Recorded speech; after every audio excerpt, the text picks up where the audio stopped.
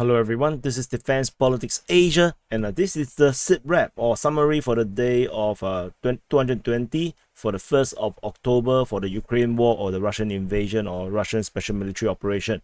But because I was busy yesterday, I went to the F1 in Singapore Grand Prix, so I wasn't able to do any quick updates. I know there's a big development, and now we shall cover this big development. And here, so we'll do this one first before we'll go over to the normal SITREP, because I think this one will require some description and some explanation, and yet putting it to two different videos might not be a very good idea. So anyway, so yesterday the last quick update, we know that the Russians have sent reinforcement. They have sent reinforcement towards Lyman. They do a counter-offensive northward, southward, and they managed to go up and block the attempt by the Ukrainian side to cross the river. However, apparently, whenever the Russians do reinforcement, there's only one purpose for the reinforcement. It's actually to cover a withdrawal. This is kind of disheartening for a lot of the pro-Russian analysts, channels, and I think the viewers and also supporters. For me, I already mentioned in the numbers that the Ukrainians have at least 20,000 troops, while the Russians only have 5,000. In a 4-to-1 situation, that is above what defense can cope, because in military warfare, we tend to say that to attack a defensive position, you need 3 times more troops. At least, at the very minimum, you need 3-to-1. So the Ukrainians have at least 4-to-1, and some sources say that it's actually 10-to-1. So the Russian forces counter-offensive didn't really do much, and the Ukrainians managed to push back. So let's start off with the northern part of this the Lyman Front here. The Ukrainians have been continue to try to cross the river, and they attack from Ivanivka into Terny region, and below Horivka into the Yampolivka region. The Russians continue to hold strong in this position. They are blocking, and they are actually firing away at the Ukrainians to prevent them from crossing. So they are doing this, perhaps. And however, while they are trying to do this, in a later report, the information suggests that the fighting has already reached Terny. So there is already fighting at Terny, which means that there might be a crossing over here that has been successful, and the Russians are actually holding up the defense at Terny. There is no indication that the position has failed, but the fighting, simply by fighting over here, this entire route cannot be used. This road is no longer usable because of the fighting around this region. So meanwhile, while all that was happening, in the start of the day, situation remains more or less similar. The Ukrainians continue to push from the Stavky region, and they are continuing to push from the western side, from the southern side, from the Yampil side, and this was what was happening. And while the Ukrainians are trying to push out of Yampil, the Russian side was meeting them in the outskirts of Yampil, so they were clashing around this region. Then there is information coming to around afternoon time, where there is a mention that the Ukrainians have captured 20% of the city. So the western part was captured by the Ukrainian forces, and then there was a photo that came out from the south, video in fact, which you actually can see on the right side here. This is the video of the Ukrainian forces actually planting the flag at the signboard of Lyman. So they actually putting up the Ukrainian flag. So which means that the Ukrainians have inroads against the defense. They have finally overrun the Russian defense, and then later fighting was reported in the center area of Lyman. So pushing continuous into the center, and this is exactly what was happening. And finally, around noon, the Russian military, the Ministry of Defense, actually announced that they will actually withdraw from Lyman to avoid encirclement. The reason was because the Ukrainians have rendered this road highly dangerous, because this resupply route is now under Ukrainian fire control. The fire control is not absolute, which is why there is still no reinforcement or whatever can go through, but very limited, highly dangerous. And the other roads over here, from Zarishny, Toske, all the way to Kreminna, this road is also under Ukrainian fire control. The Ukrainians are also holding up any reinforcement and any resupply along this road, as the Ukrainians continue to hold position, and they are sending small forces to harass the road and to make it very difficult for the Russian side to fully use this road normally. So finally the MOD of Russia decided that they have no choice but to actually do a mass withdrawal from Lyman to avoid this encirclement, because fighting also was reported at Zarishny. In fact, they actually managed to get a foothold over here at Zarishny. They actually managed to come all the way here, and the Russian side is trying to hold a defense at Zarishny. They are trying very hard to hold. It seems like they are struggling to hold back the Ukrainians, and there is photos coming out from Zarishny, if I'm not mistaken, that the Ukrainians have captured an area where there is a breach. So under this kind of situation, where if you see the big picture, you can see that this encirclement is pretty much going to happen, regardless what the Russians can do with their limited force. And the Russian MOD announced a withdrawal from Lyman, and this is what happened. The Lyman forces around here, which reportedly has no Russian regular troops. Only the LPR, the Luhansk troops, the Luhansk militias, the Donetsk militias, and the Russian volunteer force, the Bars 13, were there. Apparently, based on reporters that visited the fronts, they say that they did not see regular Russian troops. So the Russian forces withdraw from Toske, and then they brave through the entire fire control to Kreminna. So this is the new line of defense that the Russians are trying to hold at Kreminna. This will be the new front line that the Russians are trying to hold up. And in the end, yesterday's the excitement for the Russian side is all pointless, because numbers still counts. So this is what's happening. The current situation is that we still do not know whether Russians want to hold Toske,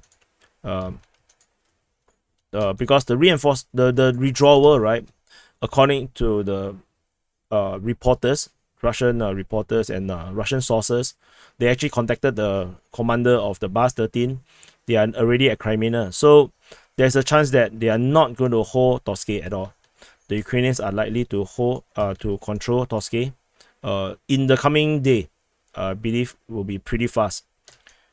And so as of this morning, Lyman is considered under Ukrainian control. So they are sweeping through the city. So that's why I still haven't put it as captured until the report this morning. So the capture of Lyman, I put it as 2nd of October. Later you will see. And I didn't pull back the border yet because I need to explain this entire situation. So in the next day's summary, the entire mapping here will change. So this is the situation on the ground. And for those that are interested in the SITREP, we shall now go into the SITREP. So let me go to the SITREP. So this is the summary for the 1st of October. And let's start off with statements. So the the Ukrainian land forces Telegram channel have posted this information. They said that Ukraine have cancelled its autumn conscription. So no, autumn conscription for military service has been cancelled in Ukraine, stated in the decree of the president of Ukraine. However, in the lower part of this entire statement, they did make some amendment to the law regarding conscription. They actually amended this part on the dismissal of conscripts in terms of regular conscription and regular conscription of the citizens of Ukraine for the military service in 2022. They added this information, but this dismissal will not be earlier than the announcement of demobilization in a prescribed procedure, which means that perhaps previously the conscription was of a limited term, maybe 6 months, maybe something, maybe 3 months, depends. I think they do not want to allow all these now well-trained and experienced troops, even though if they are citizen conscripts, to leave the force until the war is over. So they added this line, not earlier than the announcement of demobilization, which means that until the war is over, this conscript will continue to be in military service until further notice. So this is the latest information coming out from Ukraine. And then we have a Russian Ka-52 helicopter shot down over Ukraine. Location is unknown. And moving on to the southern front. At the southern front, the Ukrainians seems to start a new phase or new attempt at the Kherson Offensive. It's not very big scale, in my opinion, but it is something. So there is a small force attacking Pravdany. So according to the Russian source Ryaba, they say that they are attacking Pravdany again, but this time round the units sent is fewer. Again, they got engaged by Russian artillery, and they have to retreat. So this is the fighting at Pravdany. So this one is from the Mykolaiv Front. Over at the Davydiv Front, let me see this one. So near to the Davydiv Front, there's a MiG-29 of the Ukrainian Air Force shot down over Palivka, which is just east of Snihurivka. And at the Davydiv Front itself, the Ukrainians launched another offensive after the yesterday's attempt did not work out, or the day before yesterday's attempt did not work out. The Ukrainians launched another attempt at Brid. This time around, they established a pontoon crossing over the Inhuletsk River, and they are attacking from the west side. So they have a force from Bilohirka going up, and there's another force coming in through the river, and the attempt is to try to capture Brid. So far, the attempt is still ongoing. The fighting is still ongoing. They said preliminary, the information is more than 20 units of vehicles and armored vehicles, including tanks. So there is also videos that come out from the region showing a lot of civilian vehicles that they are using for the attack, like cars and trucks, kind of thing. So Davydiv Brid Front is still fighting. Over at the Kryvyi Rih Front, reports came out from the pro-Russian side that the Ukrainians are launching an assault from Osokorivka and Petrivka region. So they say that the heavy fighting is going on along the entire contact line, and the Ukrainian forces has been successful at taking several positions of the Russian forces. However, they did lose 2 BMPs. However, the Ukrainian attack did not weaken. So the Ukrainian attack is still attacking very strongly from Osokorivka and Petrivka region. So the Kherson Offensive is now back on. So we shall see how this goes on the southern front. Over at the Zaporizhia line, we have nothing, no information. Moving on to the Donetsk Front. At the Donetsk Front, according to the Ukraine Defense Ministry, the Russians are still fighting at Pervomaiske. In terms of the southern part, southwest and western part, there is no fighting reported. So the entire fighting here has died out. And then there is fighting reported at New York, According to War Gonzo, they say that the Russian forces is attacking New York. And that's all from the Donetsk Front. Not much things happening. Over at the Bakhmut Front, where the Russian main attack is ongoing, the Russians are fighting at Zaysevye, Vasila Dolina. So this information, Zaysevye, come from War Gonzo. This one come from Ukrainian Defense Ministry. There's fighting reported at Bakhmut, according to the Ukraine Defense Ministry, at Bakhmutske, as well as at Soledar. For the Soledar one, the information is coming out from War Gonzo. The rest is from the Ukraine Defense Ministry. No details in terms of the fighting. It's just a general locations of the fighting at Bakhmut.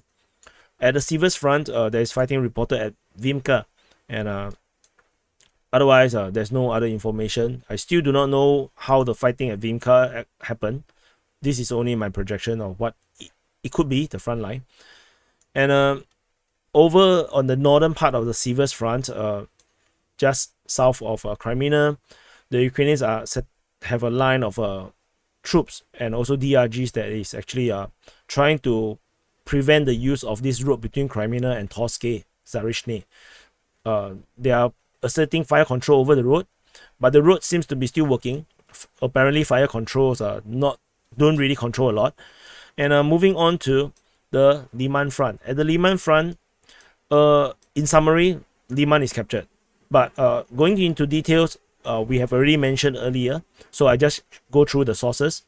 So we have fighting reported at the southern outskirts of Tavki, and also eastern part of Lyman, and then also center part of Lyman. The Ukrainian forces captured western part of Lyman earlier in the day, and also there is image coming out that shows that they captured southern part of Lyman. According to War Gonzo, they shared I think they did mention that, and I saw the video on pro-Ukrainian sources. There is fighting reported in the northern outskirts of Yampil. So this one, not sure who is attacking who, but there is fighting reported there. And then after that, there is information of Russian forces withdrawing from Lyman. First coming out from Ryba, they mentioned that the decision is made to withdraw from Lyman. And appearance of a video in the eastern outskirts of Zarishny with a blown up bridge, which was occupied by the Ukrainian forces, make it clear that the communication route is now under the control of Ukraine, which I think this is a bit of jumping to conclusion. It's more like heavily threatened. So which is why we have fighting reported at Zarishny. The Ukrainians actually having a strong foothold around here, and then there is information coming out from reporters, pro-Russian reporters or Russian reporters, about the fact that there is actually no Russian troops in this region. The Russian troops were never found. The 208 Luhansk battalion, they shifted, and then he's surprised by the commanders, by the DPR and the guys from Lugansk. They hold on to the last. And then another, so Anna Dogereva also shared another information. So these are all from, this is from Sladkov. Then he said, shared another information saying that these are the fighters of irregular formation, Bars, Russian Legion, Kuban, Luhansk reservists. This information I already seen previously, that there seems to be not much Russian troops around here. Apparently, by the point where they withdraw, there's literally no Russian troops. It's only the militias. So they might suggest some problem with the Russian command, or there might be a case where the Russian regular force have already decided to withdraw, but the militias and the volunteer forces refuse to withdraw. They perhaps feel like they can continue to hold the position, and finally decided to withdraw after they, it's a direct order from the Russian Ministry of Defense, perhaps. So the formation and the way how the hierarchy goes is pretty confusing, I guess. Pretty messy on the Russian side. Fire control was exerted on the road between Lyman and Torske.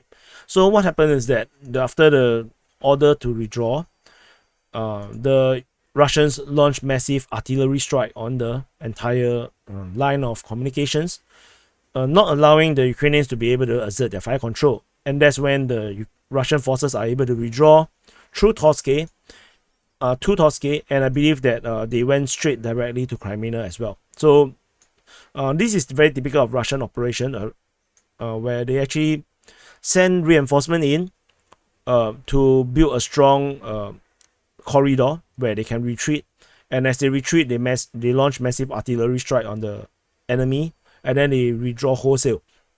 So I think this is apparently what has happened over here at the Lyman Front. So in the next mapping, the front line will not look like this. I haven't moved the front line back because I needed to explain what has happened, because many things happened very quickly yesterday. So yeah, and I think for the pro-Russian viewers, you can blame me. I think it's my fault. I think the fall of Lyman is my fault because I wasn't there to command the forces, and I went to enjoy myself. So yeah. Anyway, moving on to the Oskil Front, we have no updates after the capture of Kurilivka here. So there is a bombardment by the Russians on Kupiansk region, but no updates regarding the Oskil Front. And that's all for the summary for the day of 220 for the 1st of October. So it's a combination of the analysis or rather the quick update of the Lyman Front as well as the summary for this day. So anyway, thanks for watching. If you are still here, please subscribe, press the like button to support the work that I'm doing, and I will see you in the next update.